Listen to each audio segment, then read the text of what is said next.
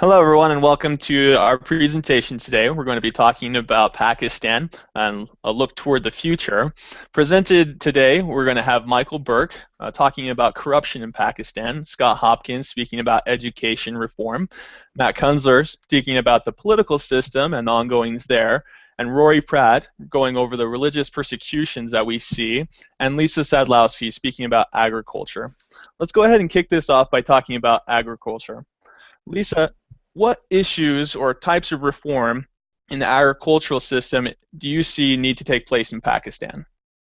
Hi, Scott. Well, agriculture plays one of the largest roles in Pakistan's economy, but they face many challenges. In many areas, their farming practices remain very outdated.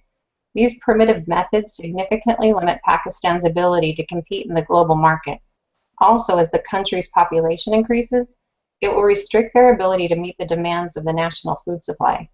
To address these challenges, Pakistan really needs to modernize their farming practices. One of the ways they can do this is through stronger university-based research programs. They could also bring in training sponsored by experienced private sector companies from around the world. Higher standards in production, processing, and packaging would make Pakistan much more competitive in international markets. It would also give the nation far greater export potential. Thank you, Lisa. That was really great insight. Let's go ahead and talk about the religious situation currently going on in Pakistan.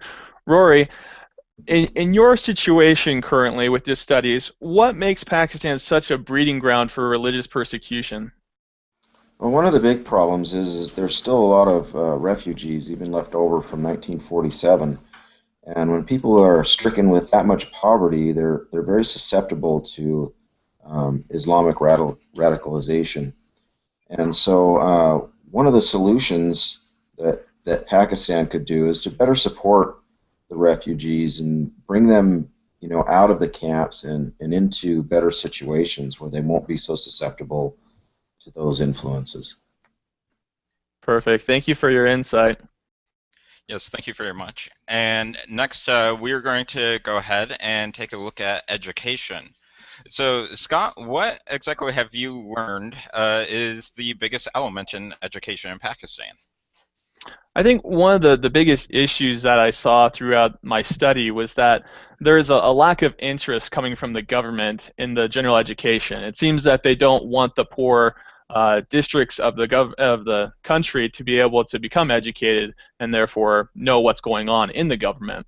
And this has been causing a lot of corruption to take place at the local level, a lot of theft at school for funds, and just poor conditions for students.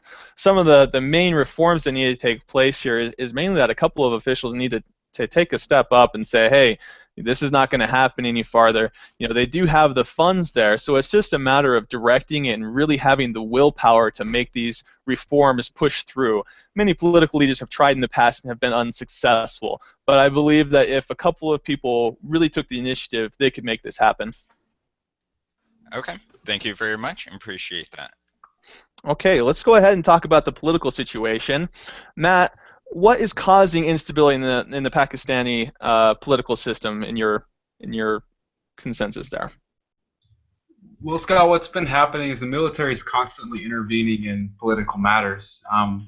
Whenever a national emergency happens, it seems that the military will immediately take over the government by declaring martial law and, in turn, suspend the Constitution. What needs to happen is the executive branch of government needs to exercise its power over the military. When something big happens, they need to come up with a diplomatic solution rather than a government shutdown and military takeover. These martial law declarations have completely crippled the power of the government, and what they need to do is just stabilize that constitution. That's very good. Thank you for your insight. Michael, last but not least, let's talk a little bit about the corruption situation. I know that you've been big on this. How is corruption impacting the lives of those living in Pakistan currently? Okay, so corruption in Pakistan is very predominant, as we've already mentioned earlier. It affects pretty much every aspect of a citizen's life in Pakistan. Um, we have issues where the politicians are corrupt, where the legal system is corrupt, where a lot of times if you are wanting to get anything accomplished, you have to pay bribes. And then even the local police system is corrupt because of how much power they've been given.